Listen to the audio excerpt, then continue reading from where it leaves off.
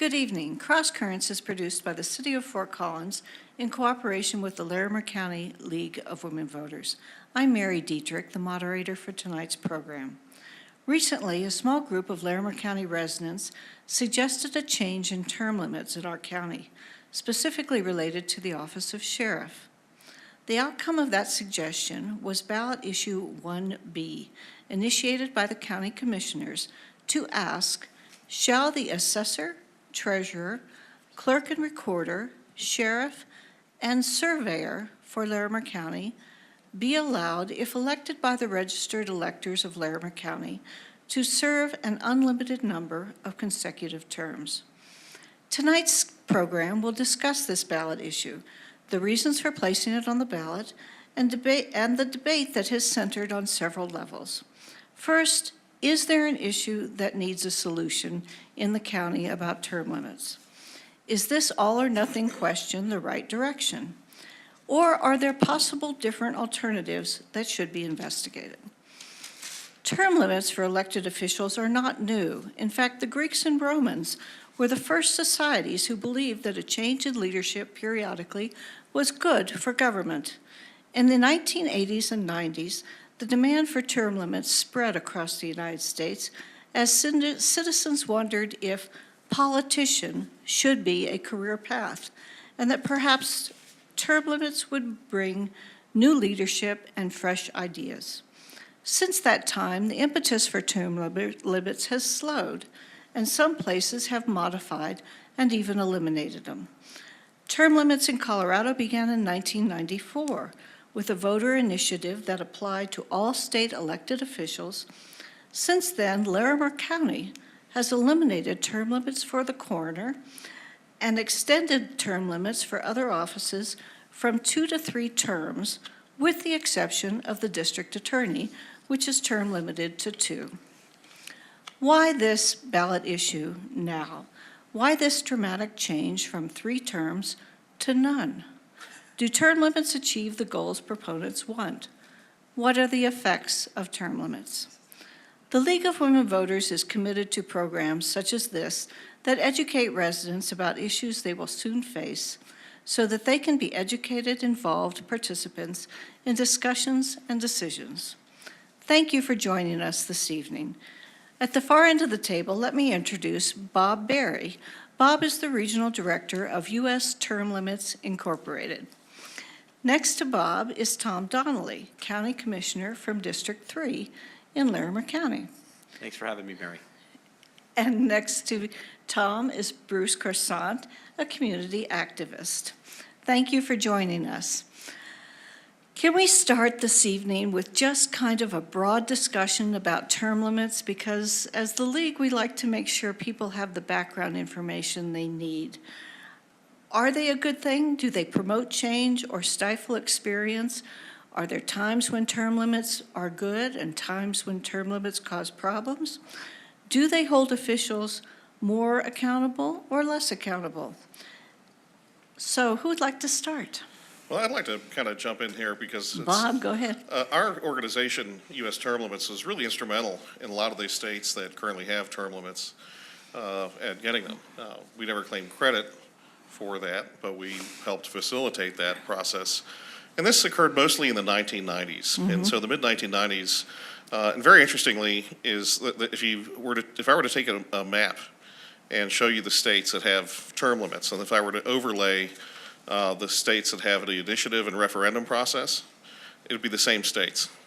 So basically, it was through the use of the initiative that many of the western states, some of the eastern states that have initiative, but most of the states that have term limits are in the west. And we have them in Colorado thanks to that process. So as you probably know, this is a very, very expensive and labor-intensive process. So the citizens where we have term limits went to a lot of trouble to get them. But speaking to the principle of them, most of us are familiar with term limits. You know, it's one of the nicest things about my job is that I don't have to spend a lot of time explaining what term limits are because everybody knows what they are, right? We understand that the president can only run twice, right? We understand that that's kind of the way that works. We have term limits for, in this state, our state legislative officials. And by default, when we got term limits in the state, we created term limits for county and local officials. And, but constitutionally left the mechanism for those to be adjusted by the locale. And so that brings the discussion right down to exactly what we're talking about here, is whether or not it's wise. Certainly the citizens constitutionally have the power to do this. The question is, what is the wisdom for it and what is the philosophy behind term limits? And stated very simply, and I really like your reference in your opening to the Roman Republic and in other times in antiquity. This is known as rotation in office, and it's very, very useful to have rotation in office because you don't lock a seat up. Generally speaking, the fear is that the longer somebody stays in an elective office and faces nothing but perfunctory re-elections, that the person you end up with is often very different than the person you started with. One statistic I found that was very interesting was Michigan, I guess, has one of the most extensive term limits. 6 years for their legislature. For their legislature. And in the last election, 100% of the seats had competition, where on the national average, only 68% of seats have competition. So Tom, let's talk about that a little bit, because here at the county level, we have a different issue. And that's that rarely do our seats have any competition for our county other elected officials. And by others, I mean your county assessor, your county treasurer, your county clerk and recorder, your county sheriff, and your county surveyor. Those offices, last election, for instance, the county clerk and the county treasurer had never faced the voters before, were brand new elected officials, but actually inside candidates that had worked extensively inside those departments. Neither of them faced any opposition, either in a primary or in the general election. They were elected essentially without opposition. And so what term limits do here is they do two things, and we'll talk about this, because you mentioned do they provide stability or long-term service? They do that. Do they provide an avenue for fresh blood and young people potentially to look at these offices? They also do that, and I hope to talk about that in a minute. Let me talk just for a second about Larimer County's term limits, if I can. Bob is absolutely right. In 1994, citizens of Colorado did enact Amendment 17, which proposed term limits for all elected officials in the state and the counties. But Amendment 17 also gave us the right to lengthen, to decrease, or to remove those term limits. So here in our counties, in Colorado, of the 64 counties in our state, 58 have either extended or removed term limits for one or more of their elected offices. So out of 64, 58 have thought to extend or remove term limits. And I did a little counting. Now, I won't profess to be perfect, so please try to take everything I say with a slight grain of salt. To the best of my knowledge, 20 counties have excluded all elected officials except for commissioners from term limits. There were a few instances where they exempted commissioners and county surveyors. I wasn't really sure. I think it's because a lot of counties actually don't have county surveyors. And then there were 20 counties that I think essentially had exempted all elected officials from term limits. So of the 64 counties, 40 have done essentially what the county is proposing now, or perhaps even to a greater extent, removal of term limits. And one other thing, I think that you mentioned this, and I think it's worth repeating. County voters actually have weighed in on this, and they removed term limits completely from our county coroner. They recognize that is truly a technical type of job and position. And why on earth would they want to remove the term limit from that individual? And that's what they did. So just to give you just a brief overview of where my thoughts were, I think this is really a practical solution to an issue that a lot of county government, as I mentioned, 58 counties have taken some type of action on this. In fact, Boulder County has another term limit question this year to extend the term of their current sheriff.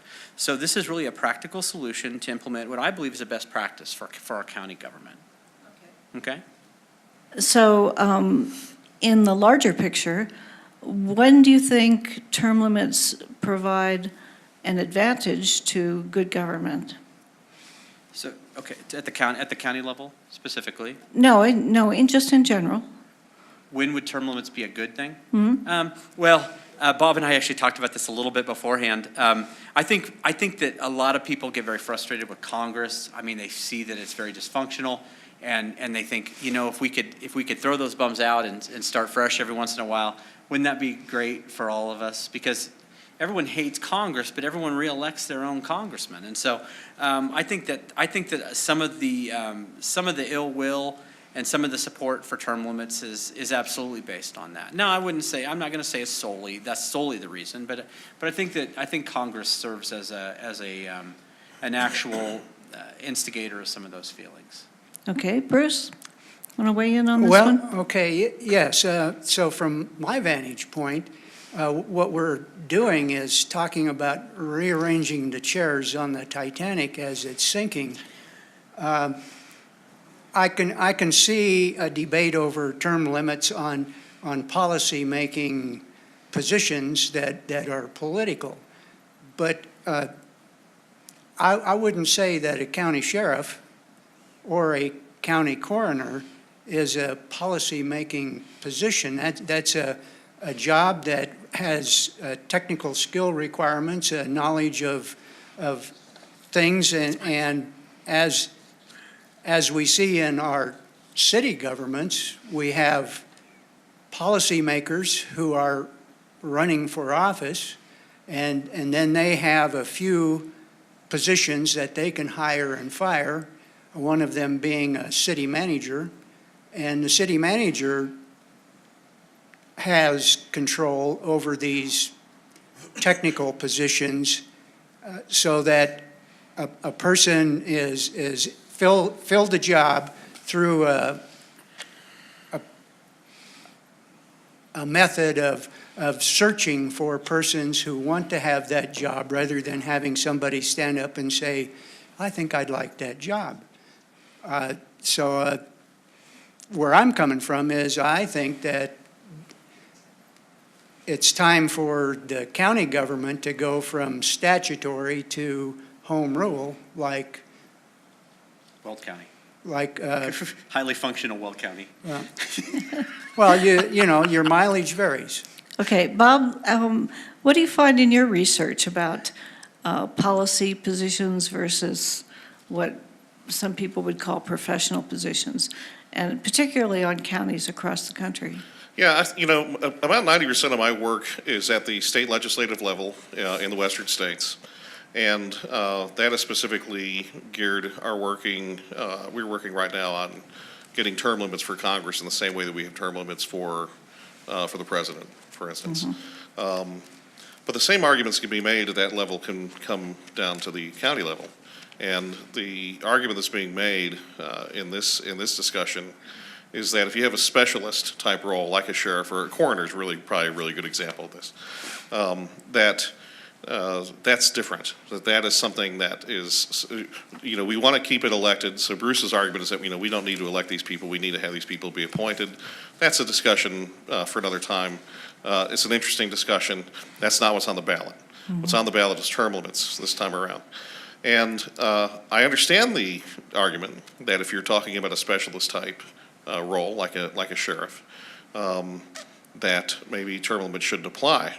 But I would argue against that, and the reason is because the concern, and again, probably for some things like coroner, it depends where to draw the line. Coroner is kind of an oddball kind of a thing in this discussion. But when it comes to a sheriff, this is a pretty powerful position at the county level. And if you have, and we have seen nationally, there's been a lot of headlines, actually even recently, right, with sheriffs who have kind of overplayed their hand. And the power of incumbency in a re-election is simply awesome. You really see this at the congressional level, but you also see it in the case of a county official, a very popular county official. You have perfunctory re-elections. And this is what I said earlier. You really end up with somebody very often who's not the same person that you voted in. And this essentially, the arguments go to, they're some variety of the indispensable man argument, that this person is indispensable, and that's what I would want to be careful about. And I think the electorate needs to be careful about. Really, nobody is an indispensable man. And in the case of a sheriff, this is somebody, good leadership is always training up and grooming your successor, right? In case for whatever reason you were to term out or you were to move on in some way, or who knows what could possibly happen. You want to have somebody there. And my understanding, and I want to be real careful about talking too much inside baseball with Larimer County because I'm an outsider, but my understanding is the sheriff in question, which is a lot of what is the impetus for this movement, is specifically the office of the sheriff. Is somebody who served for a period of time as a protege, came up in the ranks, was groomed exactly as I described, and then in an open seat election, and that, by the way, is the key, had an opportunity to run and, you know, in a fair election where there's no incumbent. And that's what term limits gives you. It gives you an opportunity at regular intervals where you have an open seat election where there's not an incumbent coming in that's favored by whatever other powers there are, lobbyists, donors, and so on. So, I mean, Okay. this is an open seat. I need to address a few points here that are perhaps a little bit, maybe not that accurate when it comes to county office, okay? And is that okay? Well, can we? No, I need to respond to that. Well, I'll let you, let's see if we can let me do the transition and say, okay, now we're really going to focus on Larimer County. Yeah, And, well, he already is. and I know, so that's Yeah. why I'm going to say, let's back up just a little bit, and then I'll let you respond to Bob, and talk about how this process got started. What was the impetus at the county commissioner level for this Yeah. initiative? But let me say this first, and I'm going to tell you a story, and it's a little bit, you know, if you ever want to be humbled, I was truly humbled last year when I myself was on the ballot, running for my third term. I'm term limited myself, Bob.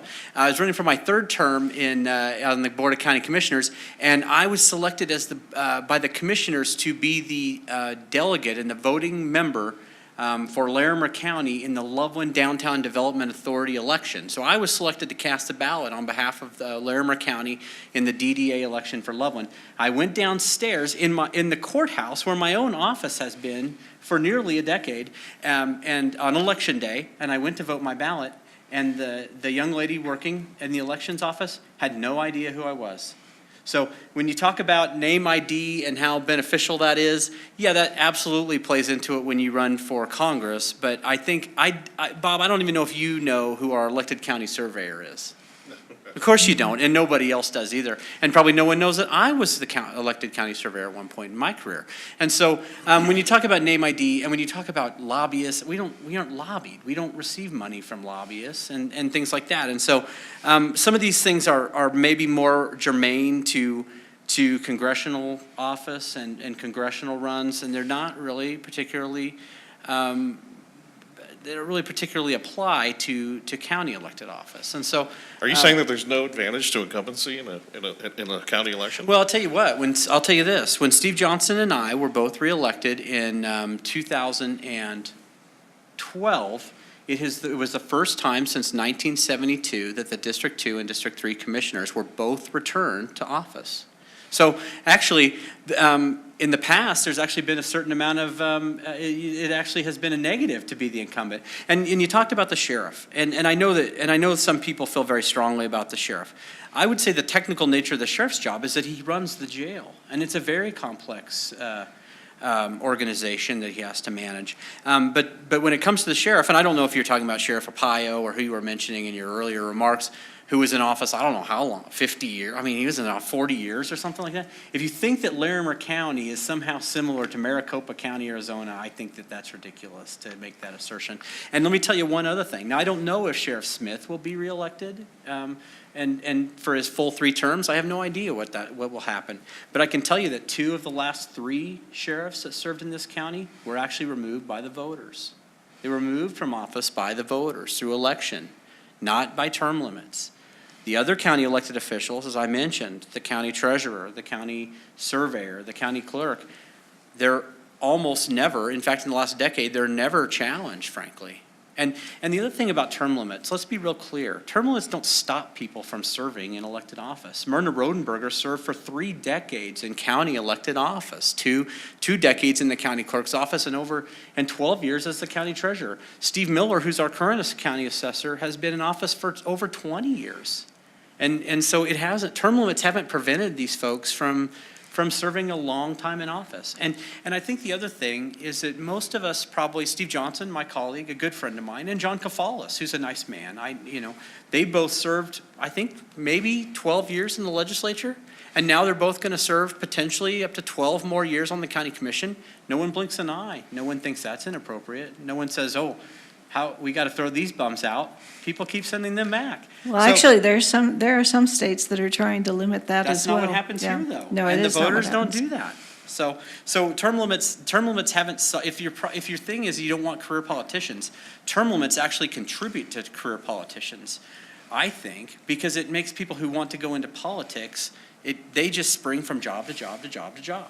People who really care about being the county treasurer, sending out tax notices, collecting delinquent taxes, remitting those taxes to the 150 taxing districts in Larimer County. That person is that's a different kettle of fish than someone who wants to be a politician, like me, right? Okay, let's go back, and I'll go back to my original question. Talk to us about why the county commissioners decided to put this on the ballot. Yeah, well, okay, I'd be happy to. So I've It heard. seemed to happen very quickly. Well, I don't know. I've heard about it for years, frankly. I've heard from a number of people for years. It's obviously, I have a little white paper from Colorado counties. It's an issue, it's sort of dog-eared and a little dirty, and I think I spilled some coffee on it. But, it's sort of an issue that a lot of counties have dealt with and deal with on a regular basis, and we're no exception. And we've heard about it for a number of years. In fact, in 2005 was the last time a county term limit question was on the ballot, and that was to extend from 2 to 3 terms. And so this is not an unusual thing to discuss in the county courthouse with our colleagues in other counties throughout the state. And let me talk to public process a minute, because it seemed like in your letter that you sent me that you questioned the process. This is the process right here. It's with the League of Women Voters. It's talking to the citizens of this county. They ultimately get to decide. I don't get to unilaterally increase anyone's term limit or make anybody appointed for that matter.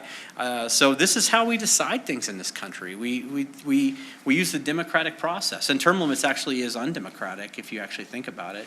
But we rely on the democratic process to select who should represent us, and that's a great thing, if you ask me. Well, Bob, go ahead. So how do you respond to the criticism that in this case, you had a situation where 3 individuals who were described in the newspaper as your guests came and brought up this idea, they introduced this idea, and this was discussed briefly, and it was moved to the next scheduled meeting, which happened to be the very last scheduled meeting, before a decision could be made about putting it on the ballot. Sure. And so there are those who are saying, well, this looks a little, you mentioned earlier something kind of fishy. Hey, I mean, what is the timing here? I mean, this is, and I should mention also, and again, I'm here to kind of mention patterns where I see these kinds of things happen. This is exactly how it happens, is that you'll have something that comes completely out of the blue, it's introduced, it's put on the ballot, citizens get precious little time to discuss it. In this case, the final regularly scheduled meeting was held on I believe it was a Tuesday. And you know what time of the day this was held? 9 a.m. It was 9 a.m. So hardly much time for citizens to show up and speak their mind, and boom, a decision is made unilaterally to put it on the ballot. And I should mention also that this particular election is a midterm election that is not very well participated in.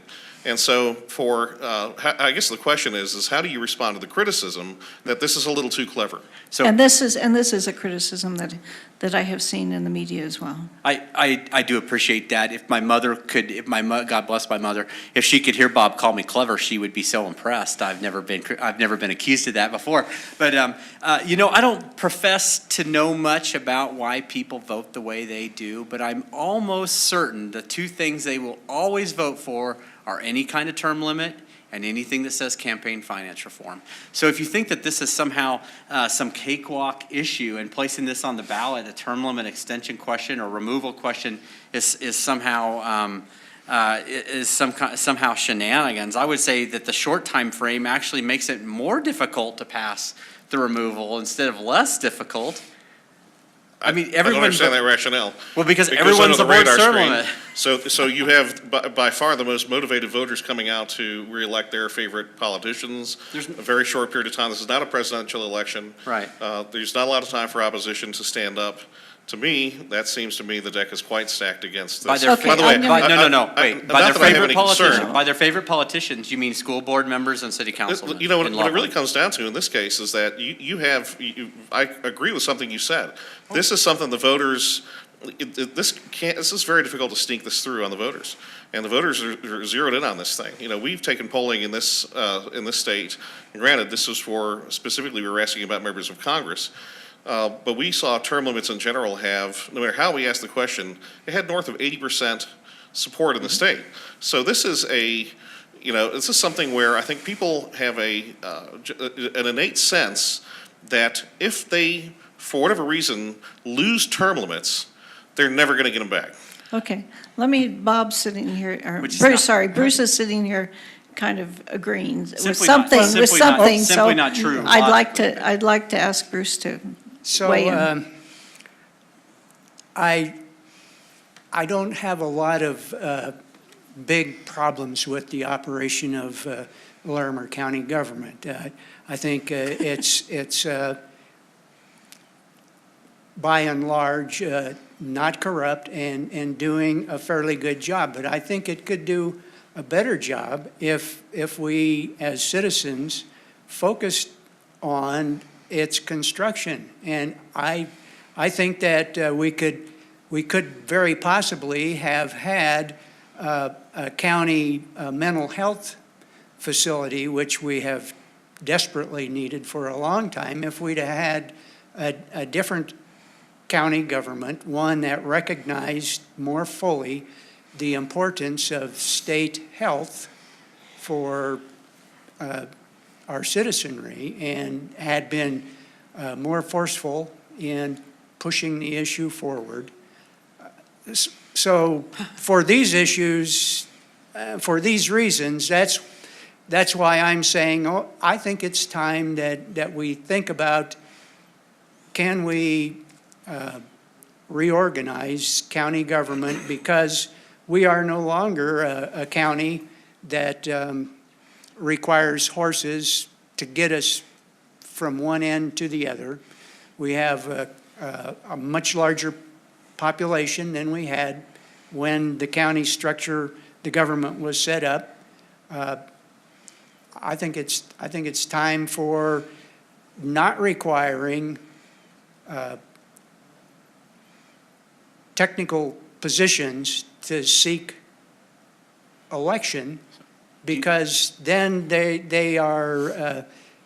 don't have to spend the time talking about, in the case of the sheriff, whether or not guns are good or bad. But I do you think not Bruce's think, point is an interesting discussion. No. And that is something, and when you get to certain offices like coroner and things like that, you have specialists, which some of you would argue the sheriff is a specialist, and then you have ultra specialists, Right. and that's a cogent point. And I think it's a discussion that's really worthy having. Perhaps on another evening. Perhaps another time.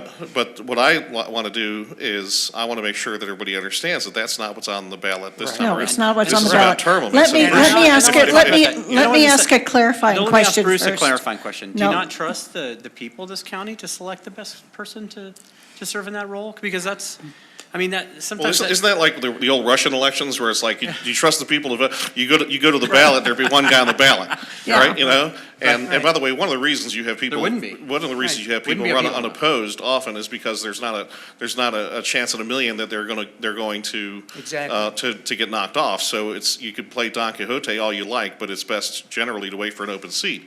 And that's really all that's being argued for. And to me, I think it's a very modest ask on the part of the citizenry to say, look, we like our elected officials, we like the process, we like being able to vote for them or vote against them, but the power of incumbency is a real thing, and we at least want to have some modicum of, hey, let's have an open seat election every so often. It's a very modest ask. And I should point out that if they lose this thing, people are very sensitive, I hope, to what they might be losing.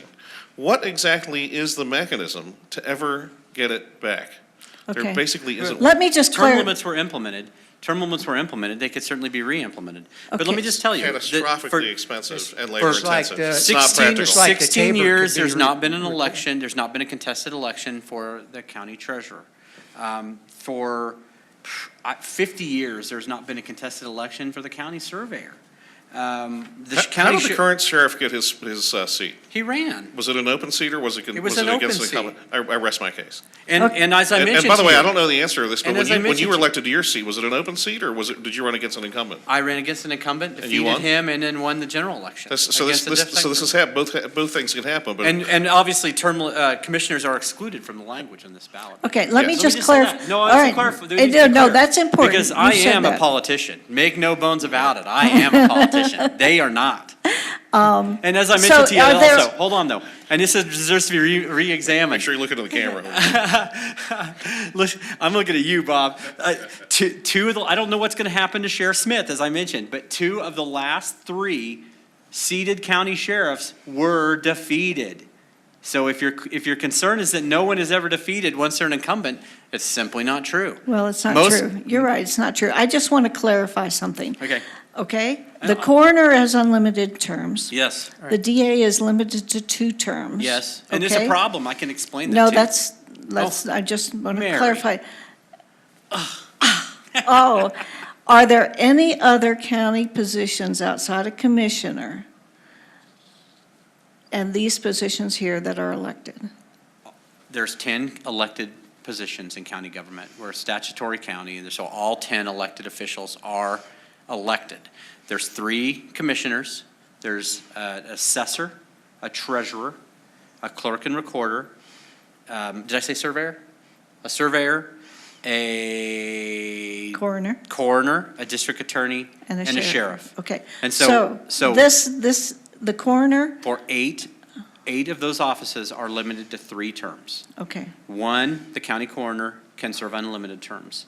1, the district attorney is limited Limited to to 2 2 terms terms. because he's not truly a county elected official. He represents the 8th judicial district. And so it requires a coordinated election with Larimer and Jackson County to extend his term. To extend his Yeah, term. if- Okay, if- so so this it covers, except for county commissioners. It covers those and the 5. coroner, it covers all And the district elected attorney. officials. The county, Okay. it's 5 of the 10. When the coroner's term was extended, Mm-hmm. was term limits were eliminated. Mm-hmm.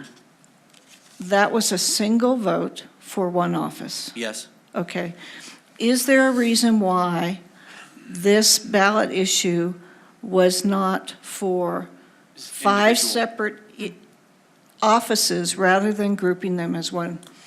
No, that's an interesting idea, and that might have been a really kind of a novel idea, and if I was doing it over again, I might have pursued that. But I just thought, let's throw them all together. I don't need to try to. I mean, that seems a little tricky too. Okay, So well, you might let's have done talk that. ab- Were you the impetus for this? The others went along, but were you the primary mover in this, as they were your guests? I'm the most. Who brought this up? I'm probably the one who believes. Commissioner Johnson doesn't support term limits. I don't think. I think he believes that they're an affront to democracy. But I don't. But you were the driving force on this. Yeah, absolutely. I think this is a wise. I think it's a wise Had you decision. had any discussions with Sheriff Smith about this before I've had you moved in? discussions with hundreds of people about it. What about Sheriff Smith Of before course. this came up in council? Of course. Okay, let's kind of, for the voters, take a look at these 5 offices and discuss Yeah. but- why individually, why term limits should be limited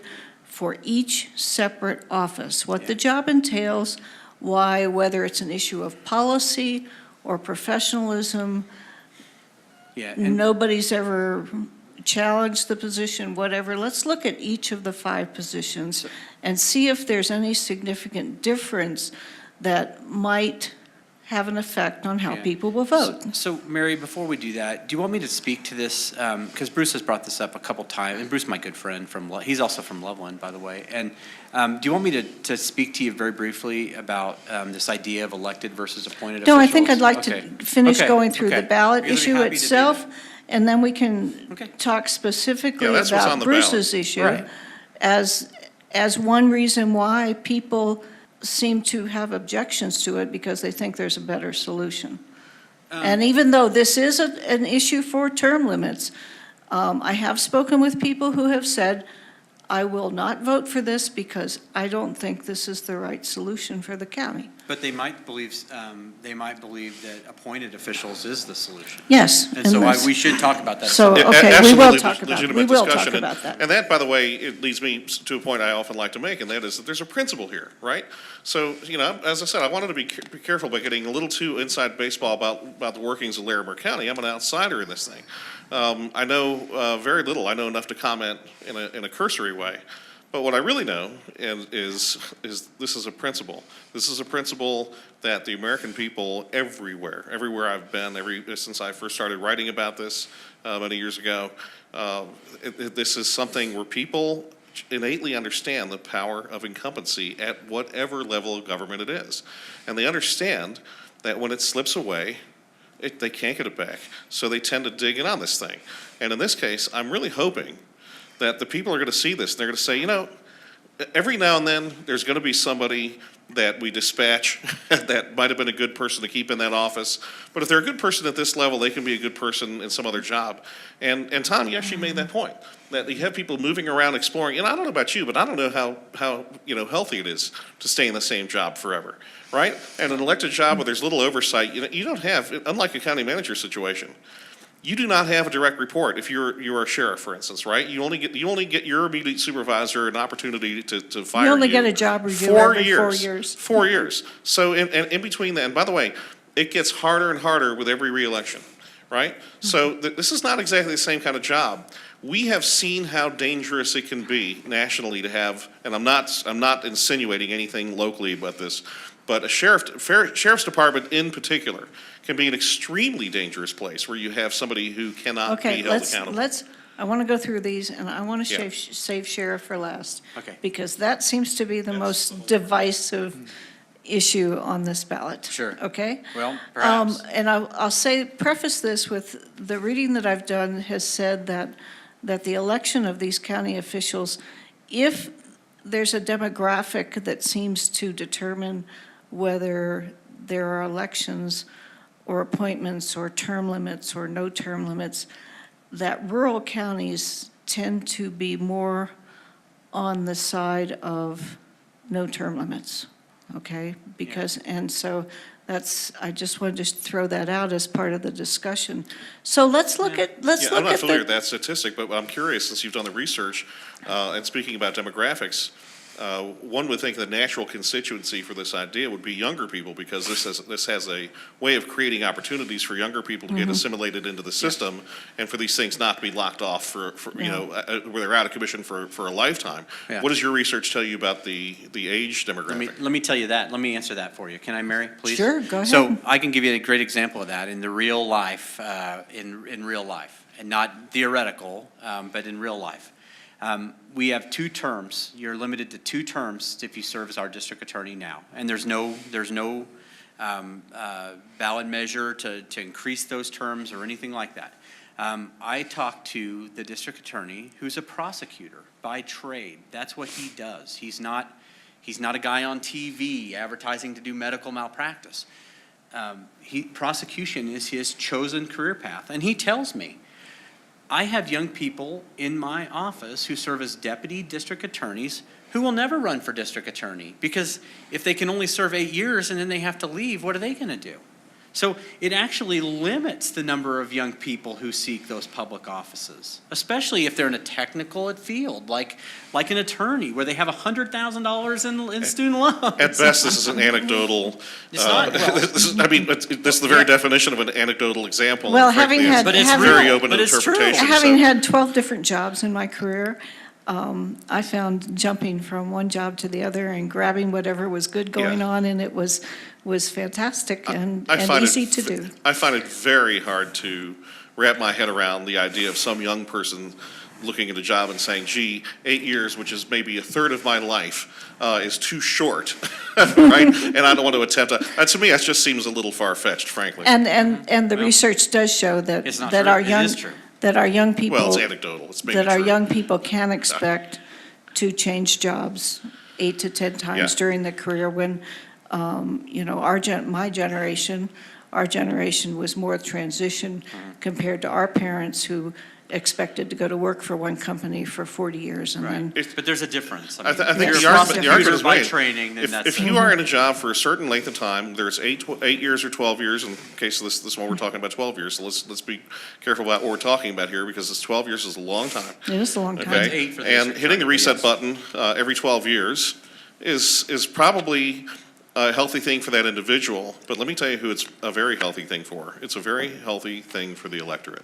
Okay, let's And let's assistant. let's talk about the And system. treasurer. I agree, Bruce. Okay. Let's talk about the treasurer. When was the treasurer elected? Who is the treasurer for Larimer County? I know. I want to see if you know. Of course I know. My office is right next door to hers. Her name is Irene Josie, and she was elected in 2014 to be the county treasurer. Is that right? Yes, 2014. And she served as the chief deputy treasurer for the previous 2 county treasurers, who are Myrna Rodenberger and Chuck Woodward. So she was actually the chief deputy for both of those elected officials. Is it safe to Okay. say that she was groomed for her present office in that capacity? Oh, I think Bingo. probably. I mean, Again, that that's rests my Okay, case. now she ran This is for the exactly office. the situation that we have with the sheriff, not to change the subject, but this is an opportune point to make Well, this just hold thing. on to it. This Yeah. is somebody who was groomed for a position they held, and they hold it now with a high degree of competence. And she understood when she ran And that it beca- was a term-limited job. She did, and she did it because, and she took a salary decrease, actually, to do it. And so the reason she did it was, I think, I don't want to put words in her mouth, but I think because she was at a point in her life where she'd worked for 30 years for the county, where in 12 years she can retire. She will never take advantage of this term limit question if it does pass. So that's absolutely, she didn't run to be the treasurer in 2006 in 2002 when Myrna Rodenberger ran. Irene didn't do that because it wasn't a good place in her career for her to do it. So there's a Okay. great example of somebody who would forego public service as as a people's elected representative because of their age and because of So term limits. why should term limits be abolished for the position of treasurer? Well, because what I'm going to say for every one of them is because it's a technical office. They collect property taxes. They collect taxes in default. They remit those taxes to the 150 taxing districts here in Larimer County that collect a mill levy. And for, I think, 3 or 4 election cycles, there hasn't been a challenger. There has not been a challenger. Was it an open seat when she first ran? Yes, Okay, and it was an uncontested open seat, yes. okay. Bob, do you think that, Are you looking at Bruce or sorry, Bob? Bruce, Bob, Well, Tom? so I question why they need to participate in an election. It's a job that has requirements. If we don't do this in private business, we don't have people running for CFO or CEO or anything like that. We have Right. we have a board of directors which sets policy, and they hire somebody and he hires other people, and when malfeasance or incompetence is discovered, they can get rid of them at will. They don't need to. Okay, so does the They- treasurer They don't need supervise? to wait for the next election. There's a great point there, though. In my private life, if my plumber that I love does a great job in 12 years, I don't have to go find another plumber. I always have the opportunity to fire him, just like the voters have an opportunity to fire an elected official. So. Well, they have if to you wait wanna a make- while for an elected If you official. want to make it akin But some of these to- positions, and I don't know if you're extending it all the way up to sheriff, but some of these other positions that are super specialized, like coroners, become kind of our favorite go-to Well, in the and situation. My recollection is that because Larimer County was lucky enough to have someone who actually had a medical degree, knew what they who were was doing. a coroner, Forensic they pathologist. decided, Yeah. let's He was a keep forensic it. Yeah, exactly. So, I think this is something, as I said earlier, I think this is a really, something that should be discussed, Yeah. because. Okay, but well, let me are there say- other areas where you really do want elections, because the people really do want to have the opportunity, and I would say most notably, again, not to keep harping on this, But the sheriff is, in particular, Right. is something where Okay, you really do want the so voters to have that treasurer, chance. treasurer is one who will basically add stability to the job, I believe it would. continuity. Yes. It's not a political position, even though They run as they are partisans. elected Yeah. as a partisan. Yes. Are you for keeping that elected treasurer? Yes, absolutely. And so Bruce, my good friend, but he's said this 3 times. I have to be able to address this at some point during this. Go ahead. So I'm just going to Go say, ahead. just give me 2 minutes to talk about this. I think having these positions elected is the represents the best check and balance that we can have over our government. And I can tell you, I can't name names because I didn't see this happen, but people who still work in the courthouse have told me this story. In the 1990s, one of the Board of County Commissioners at that time went to, 80s or 90s, how about that? Sometime in the 80s or 90s, one of the members of the Board of County Commissioners went to the county treasurer and said, you need to invest all the county money in, because we have tremendous amount of money that we save, in this bank that's owned by my friend or my brother-in-law or whatever. And the treasurer told them to, well, go you know where. And so, because there's a lot of fees that are collected, there's a lot of, they can loan that money out, that becomes very liquid for them, and it's very safe. It's a very safe investment. And so this idea that this position is elected actually provided a great deal of oversight over the Board of County Commissioners. And so. Well, to rebut that, a home rule city with city councilors and a city manager, the councilors are limited to the people that they can hire and fire, being the city attorney, the city manager, and the city judge. If one of the councilors wanted to go to the finance department and tell the city financier to invest in a certain thing, that financial officer would be entirely entitled to say, buzz off, because the city manager is the guy I report to. And if you want to get at me, you have to go through him. Okay. So I don't see Let's just- your argument. So let's continue. We're There's actually no such thing really as corruption in using. government ever, so, yeah.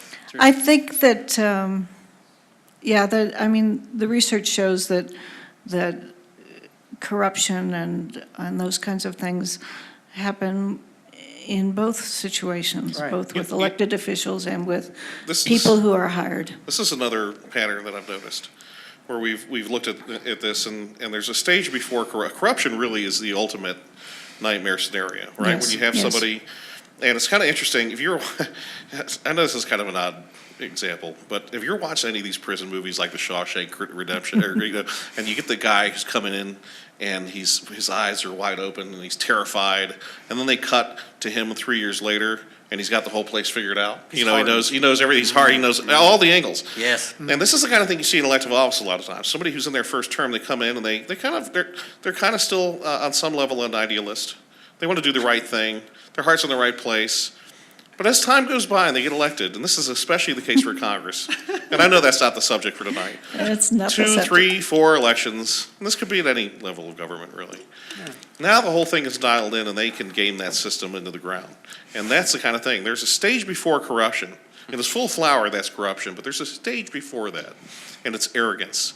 And the nice thing about it is you can really kind of get a sense for this thing when you see things happening that are just arrogant and obvious. That's the stage where you know that this person's starting to get a little long in the And you don't in the need to tooth. go that far. It's just once you get familiar with the job, the edge goes off.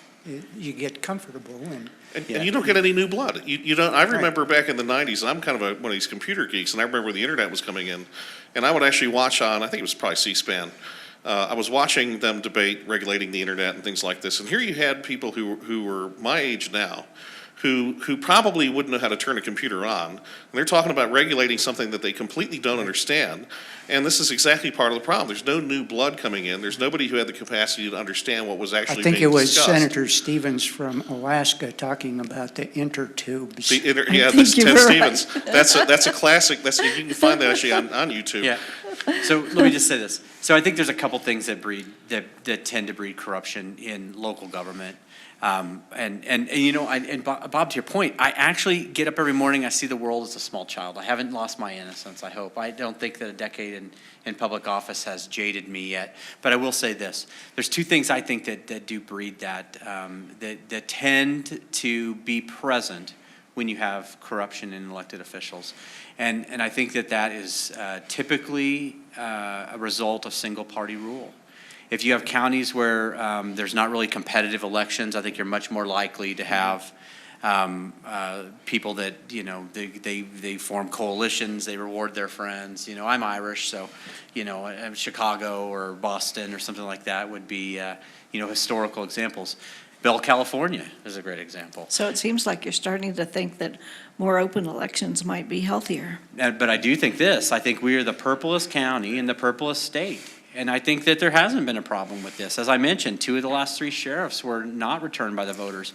Steve Johnson and I were the first 2 commissioners reelected in 2012 since 1972. We have very, very competitive elections because our county is very evenly split. Now, you did mention that you are term limited. I am.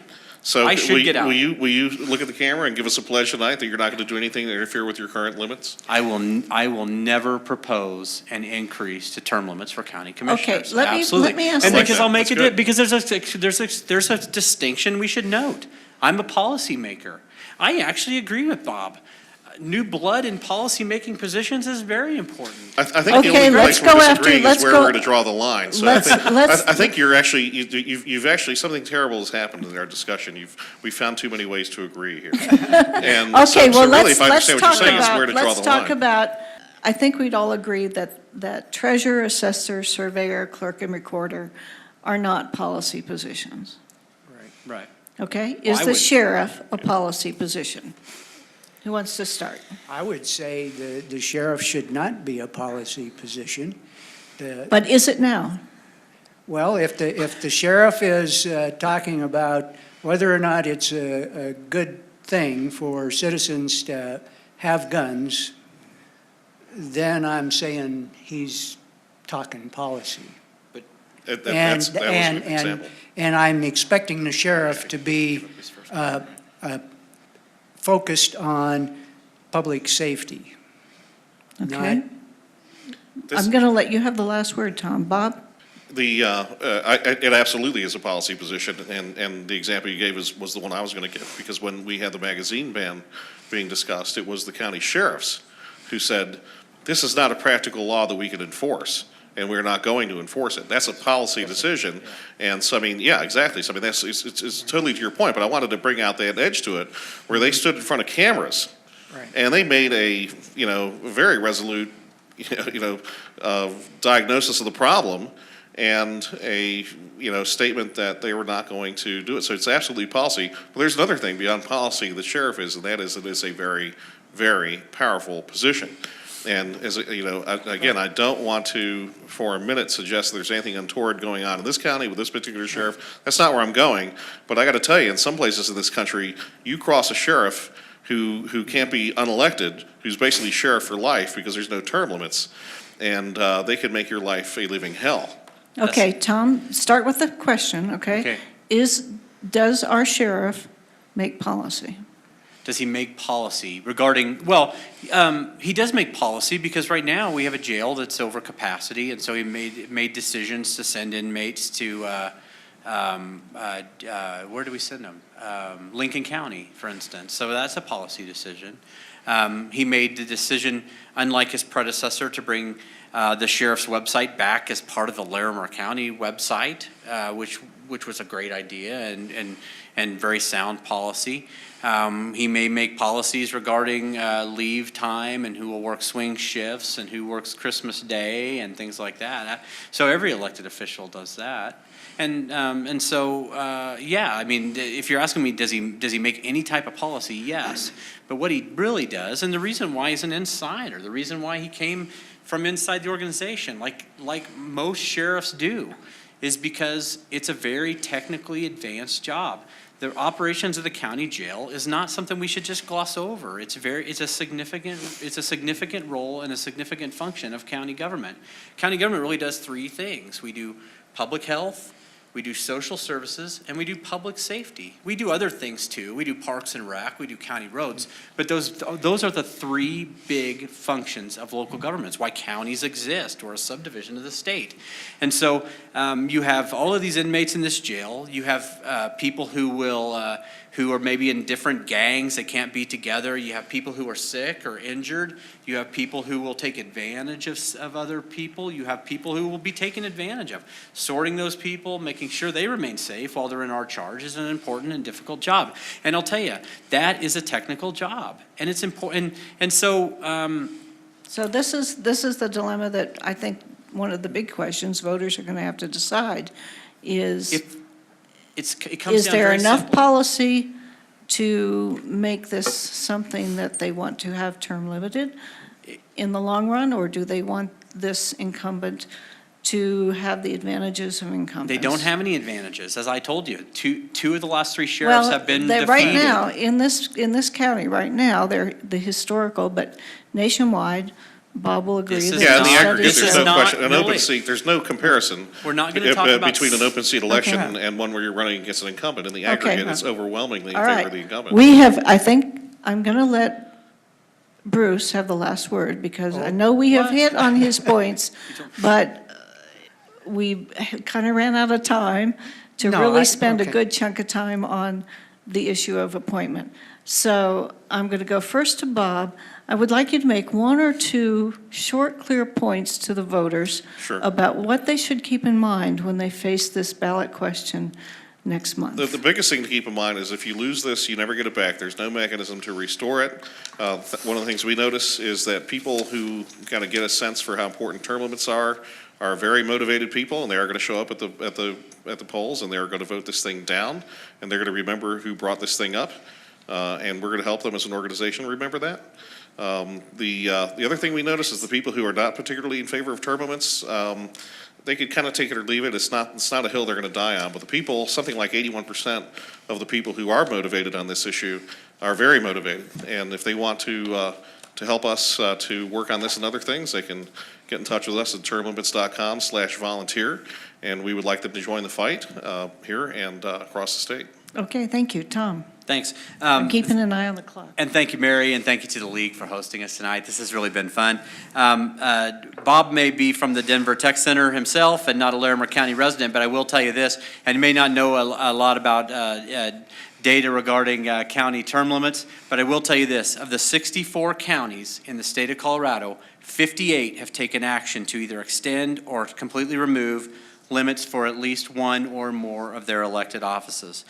This is really a very practical solution to implement a best practice for county government. We recognize the problem. The citizens are the ones we ask to fix this problem. We ask them to take a look at it, not as an issue of personality or about individuals, but as an issue of public policy that makes good sense. Every single county elected official will still answer to the voters. And as I mentioned, we are in the purplest county and the purplest state in the country. To believe that we are, to throw out examples from C-SPAN and things like that and counties, far-flung counties, is simply not a good representation of how we Okay. operate in Larimer County. Thank you. Bruce? Again, well, not again.